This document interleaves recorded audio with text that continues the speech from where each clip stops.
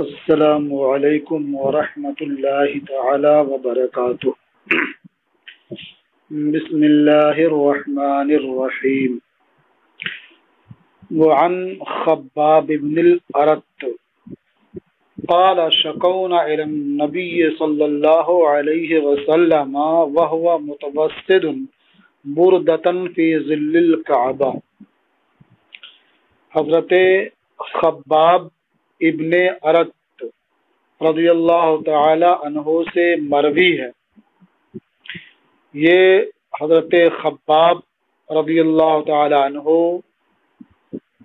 حضور نبی کریم صلی اللہ تعالی علیہ وسلم کے دار ارقم میں تشریف لے جانے سے پہلے ہی دامن اسلام سے وابستہ ہو گئے۔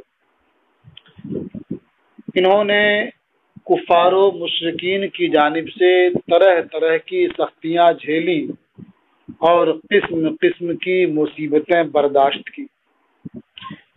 یہ فرماتے ہیں شکونا الی النبی صلی اللہ علیہ وسلم، ہم نے نبی کریم صلی اللہ تعالی علیہ وسلم کی خدمت میں شکایت پیش کی۔ اب اس وقت سرکار کہاں تھے، کس حال میں تھے، اور ہم نے شکایت کس بات کی اس کا بیان فرمایا۔ وَهُوَ مُتَوَسِّدٌ بُرْدَةً فِي ظِلِّ الْكَعْبَةِ، اور سرکار کعبہ کے سائے میں دھاری دار چادر کو تکیہ بنائے ہوئے تھے۔ یعنی جب ہم نے سرکار کی خدمت میں شکایت پیش کی، اس وقت حضور کعبہ کے سائے میں ایک دھاری دار چادر سر کے نیچے رکھے ہوئے لیٹے تھے۔ ہم نے شکایت کیوں کی؟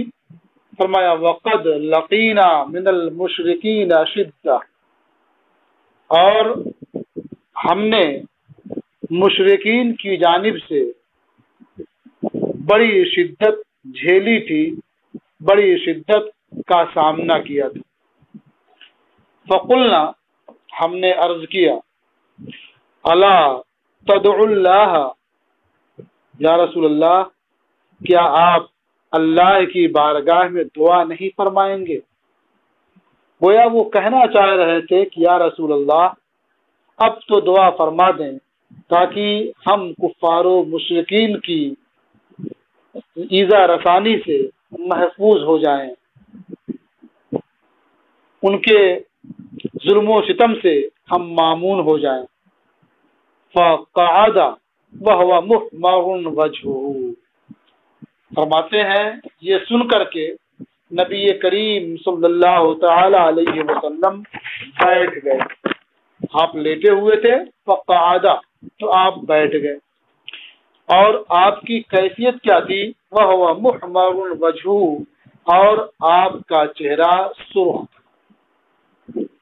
اب آپ کا چہرہ سرخ تھا، آپ ناراض تھے۔ یہاں دونوں احتمال ہے۔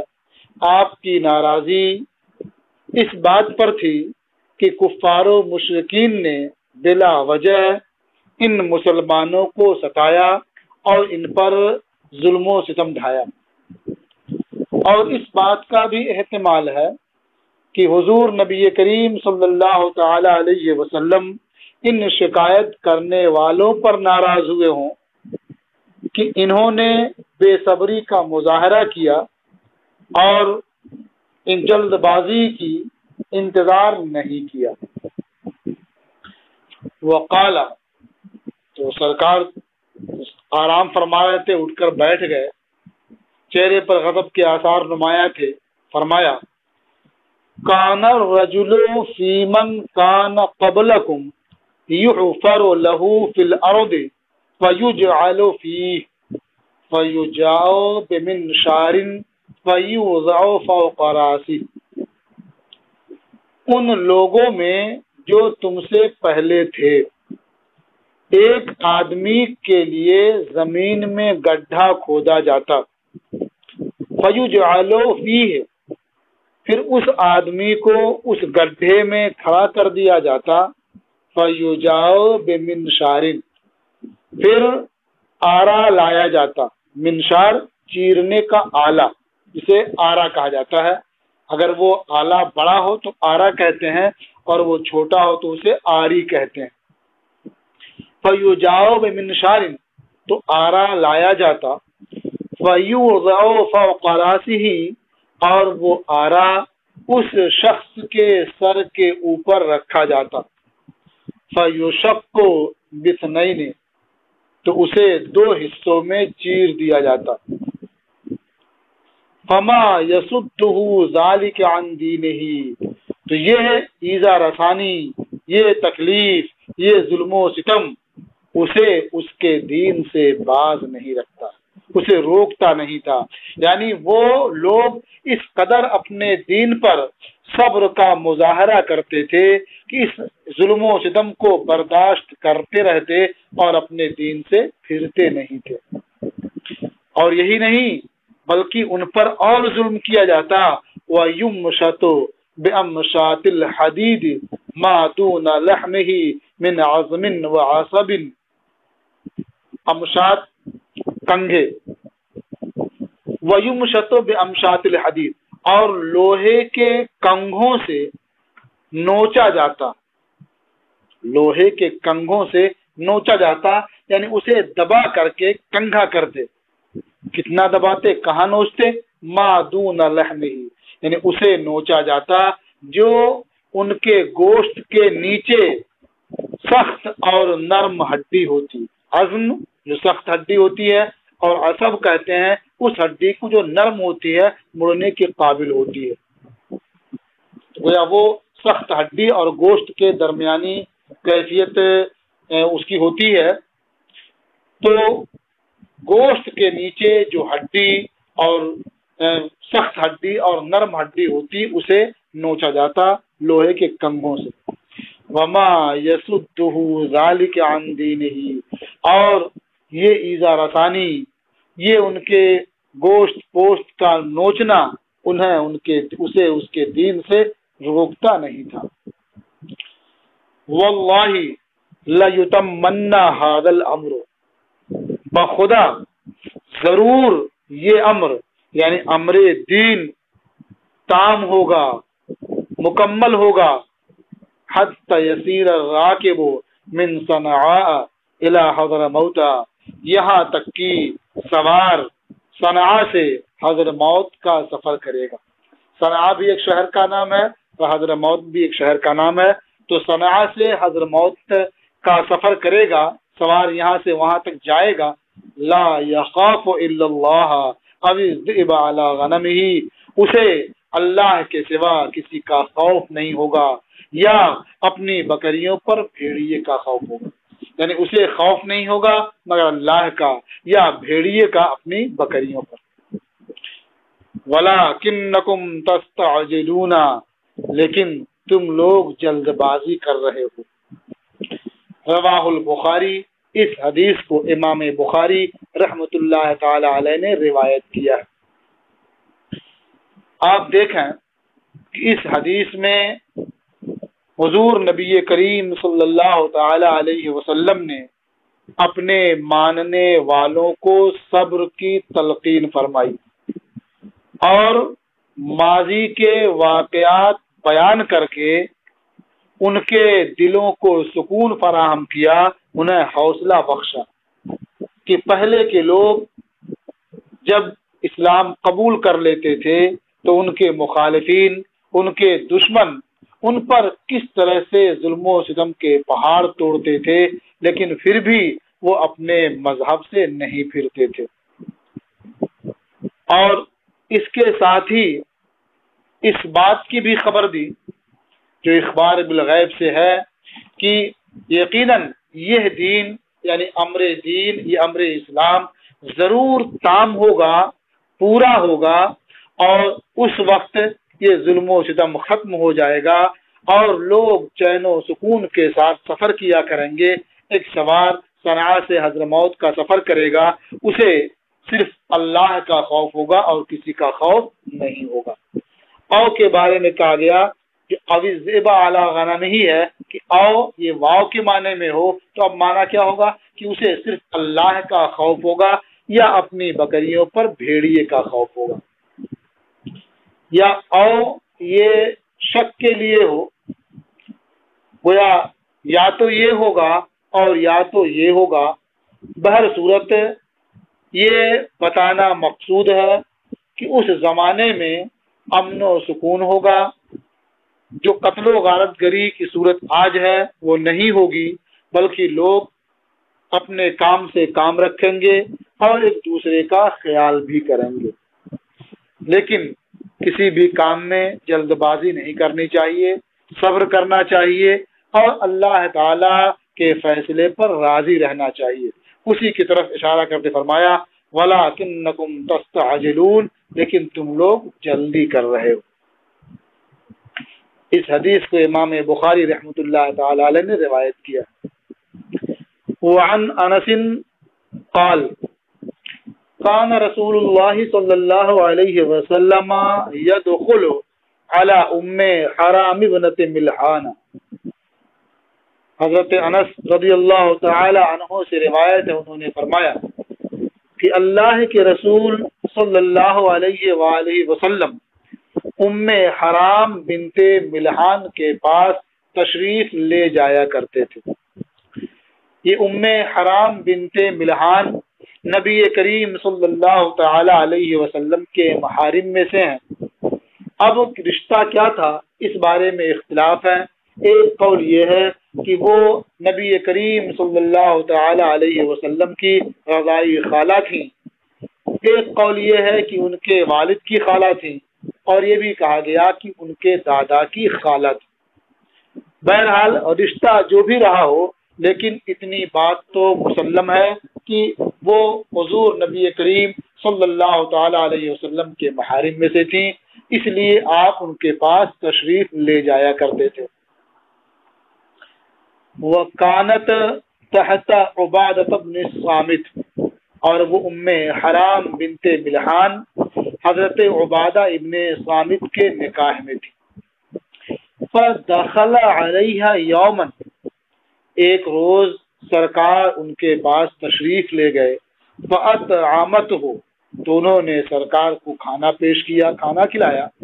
ثُمَّ جَلَسَتْ تَفْلِي رَأْسَهُ، پھر جب سرکار کھانے سے فارغ ہوئے تو حضرت ام حرام بنت ملحان بیٹھ کر سرکار کے سر میں جوں تلاش کرنے لگی۔ ثم جلست تفلی رأسہ، پھر بیٹھ کر سرکار کے سر میں جوں تلاش کرنے لگی۔ یہ اس کا لغوی معنی ہوتا ہے، لیکن آپ پہلے پڑھ چکے ہیں کہ حضور نبی کریم صلی اللہ تعالی علیہ وسلم کے سر میں جوں نہیں پڑتے تھے، آپ اس سے محفوظ تھے، تو پھر یہاں جوں تلاش کرنے کا کیا مطلب ہوا؟ اس کا ایک معنی تو یہ ہے کہ آپ کی زلفیں دراز تھیں، تو وہ بیٹھ کر کے آپ کی زلفیں جھاڑنے لگی کہ گرد و غبار جو پڑ جایا کرتے تھے اسے کیا صاف کرنے لگی۔ اور ایک دوسرا معنی جو آگے کے کلام کے زیادہ مناسب ہے وہ یہ ہے کہ اصل مقصد جوں تلاش کرنا یا گرد و غبار صاف کرنا نہیں ہوتا تھا، یا ان کا یہ مقصد نہیں تھا، بلکہ وہ آپ کے سر میں جوں تلاش کرنے جیسا عمل کر رہی تھیں تاکہ نبی رحمت صلی اللہ علیہ وسلم کو سکون ملے اور انہیں اچھی نیند آ جائے۔ جب آدمی لیٹے اور کوئی اس کے سر میں آہستہ آہستہ جوں تلاش کرنے جیسا عمل کرے تو پھر آدمی کو سکون ملتا ہے اور اسے اچھی نیند آتی ہے۔ یہ معنی اس لیے مناسب کہا گیا کہ آگے آپ فرما رہی ہیں، آگے فرماتے ہیں فنام رسول اللہ صلی اللہ علیہ وسلم، یعنی انہوں نے جوں تلاش کرنے جیسا عمل کیا تو اللہ کے رسول صلی اللہ علیہ وسلم سو گئے۔ ثم استيقظ وهو يضحك، پھر اللہ کے رسول صلی اللہ علیہ وسلم ہنستے ہوئے بیدار ہوئے۔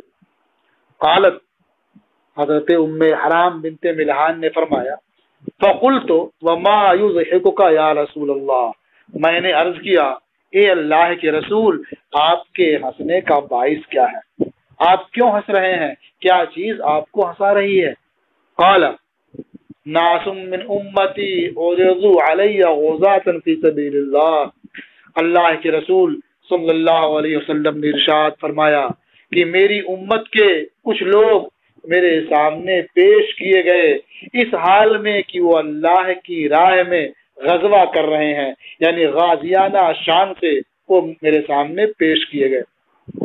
یرکبون سبجا ھذا البحر ملوکا علی الاسرہ، سبج کہتے ہیں کسی بھی چیز کے وسط کو۔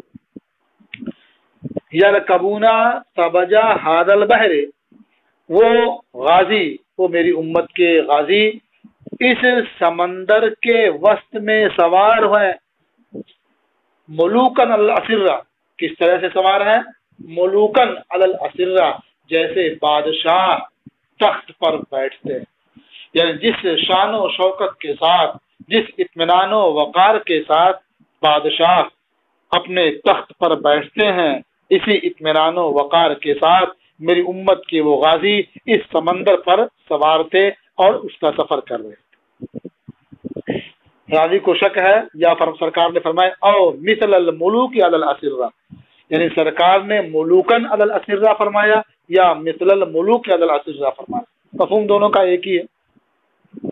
فقلت یا رسول اللہ، میں نے عرض کیا، یعنی حضرت ام حرام بنت ملحان فرماتی ہیں کہ میں نے عرض کیا، یا رسول اللہ ادعو اللہ ان یجعلنی منہم، اے اللہ کے رسول آپ اللہ سے دعا فرما دیں کہ اللہ تبارک و تعالی مجھے بھی انہی میں کر دے، یعنی جو جماعت اللہ کی راہ میں غزوے کے لیے جائے گی اور اس سمندر کا سفر کرے گی، آپ دعا فرما دیں کہ اللہ تعالی انہی میں سے مجھے بھی بنا دے۔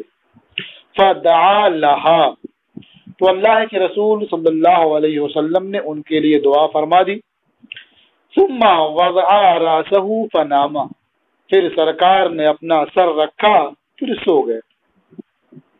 ثم استيقظ وهو يضحك، پھر آپ ہنستے ہوئے بیدار ہوئے۔ فقلت یا رسول اللہ ما يضحكك، میں نے پوچھا اے اللہ کے رسول آپ کے ہنسنے کا باعث کیا ہے؟ قال، سرکار نے ارشاد فرمایا ناس من امتی عرضوا علی غزاة فی سبیل اللہ، میری امت کے کچھ لوگ میرے سامنے اللہ کی راہ میں غازیانہ شان، اللہ کی راہ میں غزوہ کرتے ہوئے پیش کیے گئے۔ کما قال فی الاولی، اور باقی بات اسی طرح بیان فرمائی جس طرح سے پہلی بار بیان فرمائی تھی، یعنی یرکبون سبج ھذا البحر ملوکا علی الاسرہ بھی آپ نے فرمایا۔ فقلت یا رسول اللہ، میں نے عرض کیا اے اللہ کے رسول ادعو اللہ ان یجعلنی منہم، اللہ سے دعا فرما دیں کہ اللہ مجھے انہی میں سے بنا دے۔ قال انت من الاولین، سرکار نے ارشاد فرمایا تو اگلوں میں سے ہے، یعنی جو لشکر پہلے جا رہا تھا، جو غازی پہلے جا رہے تھے تو انہی میں سے ہے۔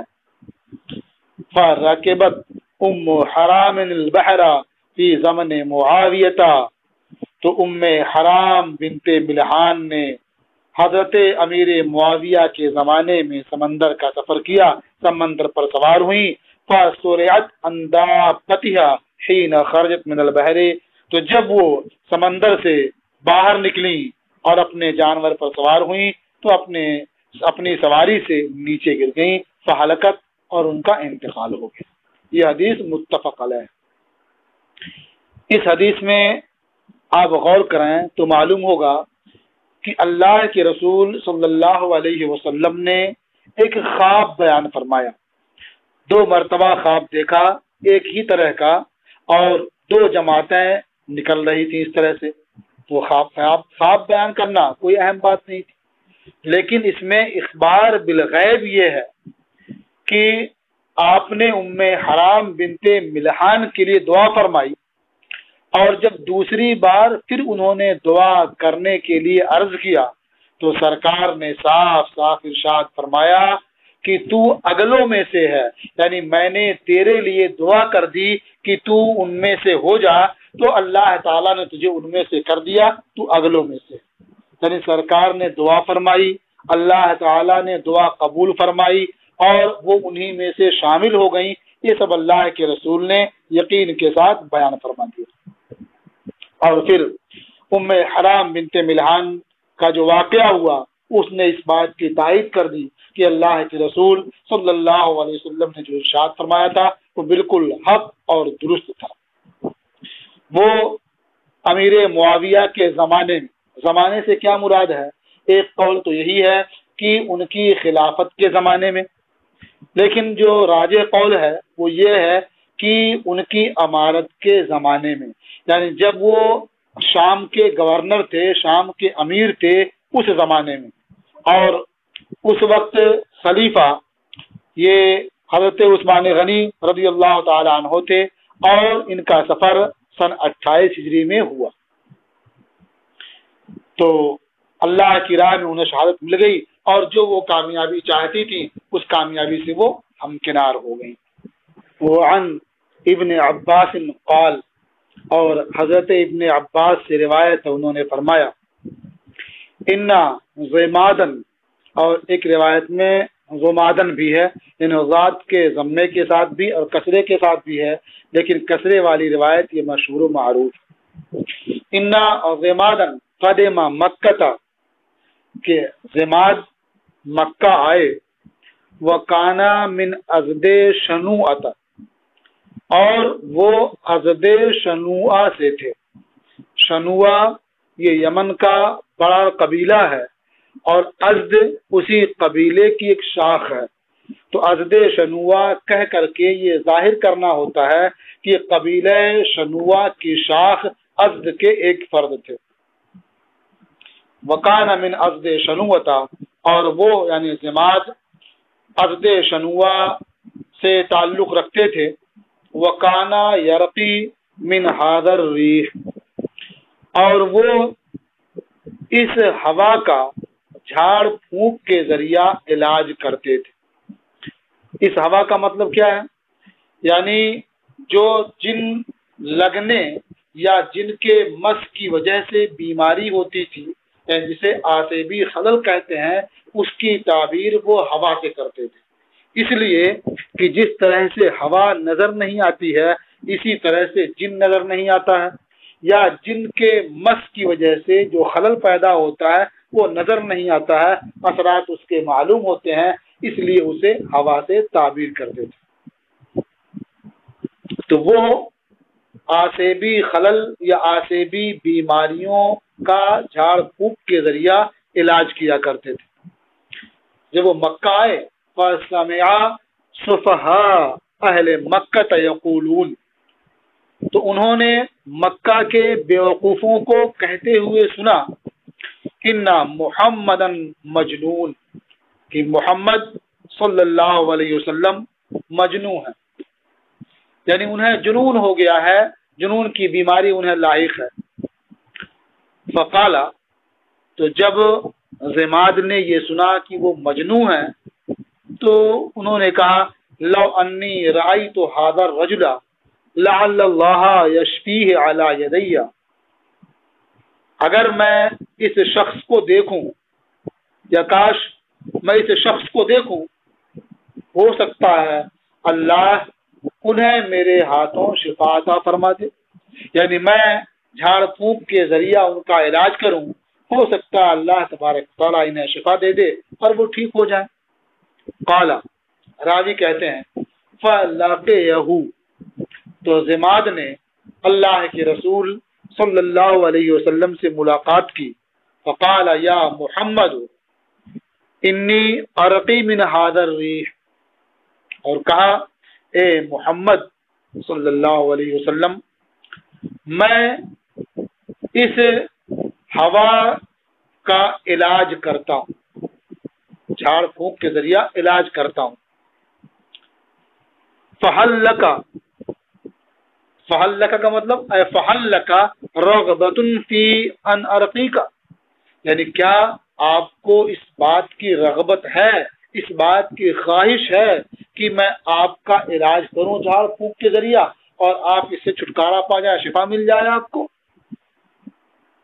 فقال رسول اللہ صلی اللہ علیہ وسلم، یہ سن کر کے اللہ کے رسول صلی اللہ علیہ وسلم نے ارشاد فرمایا، ان الحمد للہ، بے شک تمام تعریفیں اللہ کے لیے، نحمدہ ونستعینہ، ہم اس کی حمد کرتے ہیں، ہم اس سے مدد چاہتے ہیں، من یہدہ اللہ فلا مضل لہ، جسے اللہ ہدایت دے اسے کوئی گمراہ کرنے والا نہیں ہے، ومن یضللہ فلا ہادی لہ، اور جسے اللہ بے راہ کر دے اسے کوئی راستہ دکھانے والا نہیں ہے، واشہد ان لا الہ الا اللہ وحدہ لا شریک لہ، اور میں اس بات کی شہادت دیتا ہوں کہ اللہ کے سوا کوئی معبود نہیں ہے، وہ تنہا ہے، اس کا کوئی شریک نہیں ہے، واشہد ان محمدا عبدہ ورسولہ، اور اس بات کی شہادت دیتا ہوں کہ محمد اللہ کے بندے اور اس کے رسول ہیں۔ اما بعد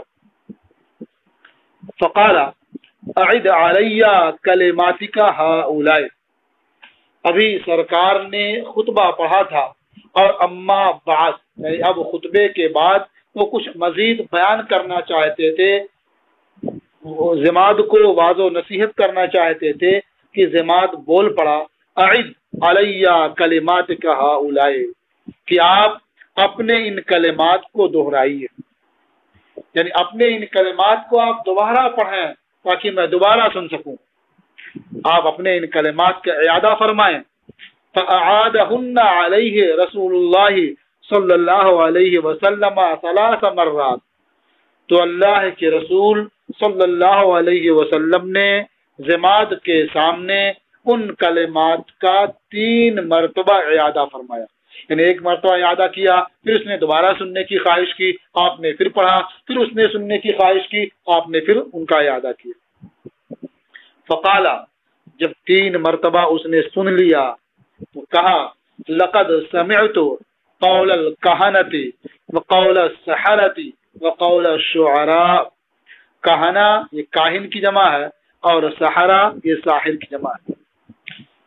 اس نے کہا، یقیناً میں نے کاہنوں کی بات سنی ہے، جادوگروں کی بات سنی ہے اور شعراء کا کلام سنا ہے، فما سمعت مثل کلماتک ہؤلاء، تو میں نے آپ کے ان کلمات کی طرح سے نہیں سنا، یعنی آپ کے ان کلمات کی طرح سے نہ کاہنوں کا کلام ہے، نہ جادوگروں کا کلام ہے اور نہ شعراء کا کلام ہے۔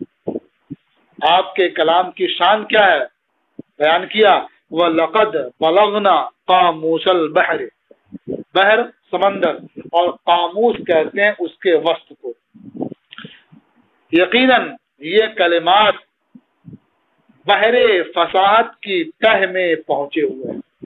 بحر سے مراد بحر فصاحت و بلاغت، یعنی آپ کی یہ کلمات فصاحت و بلاغت کے سمندر کی تہ میں پہنچے ہوئے ہیں، یعنی بے انتہا یہ بلیغ کلمات ہیں، اعلیٰ درجے کی۔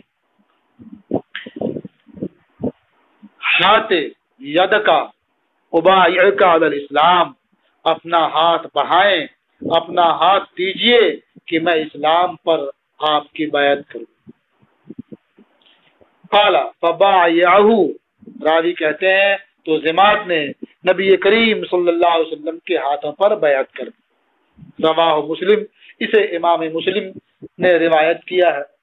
وفی بعض نسخ المصابیح بلغنا ناعوس البحر، اور مصابیح کے بعض نسخوں میں ہے بلغنا جمع متکلم کے صیغے کے ساتھ اور قاموس کے بجائے ناعوس، تو ناعوس کے بارے میں تو یہ کہا جا سکتا ہے کہ یہ قاموس کے معنی میں ہے، لیکن جو بلغنا جمع متکلم کا صیغہ ہے یہ کسی طرح سے بھی صحیح نہیں ہے، اس لیے شارحین حدیث نے یہ فرمایا کہ جو مصابیح کے بعض نسخوں میں بلغنا ناعوس البحر ہے یہ خطا ہے۔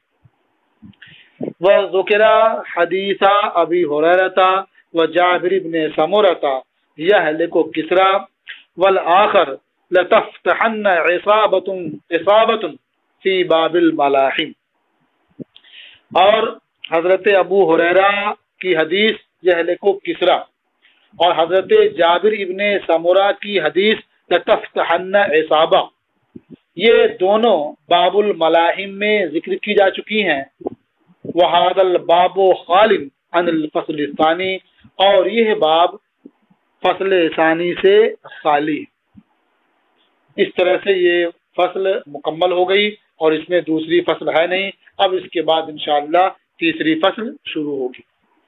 آپ اس حدیث میں غور کریں تو آپ کو معلوم ہوگا کہ حضور نبی کریم صلی اللہ تعالی علیہ وسلم نے جو اللہ رب العزت کی حمد و ثنا کی، تو ان کلمات کو سن کر کے ضماد کو اس بات کا یقین ہو گیا کہ یہ اللہ کے نبی ہیں، انہیں جنون نہیں ہے، اس لیے کہ جو مجنون ہوگا وہ اس طرح کی بلیغ اور فصیح باتیں کسی کے سامنے نہیں کر سکتا۔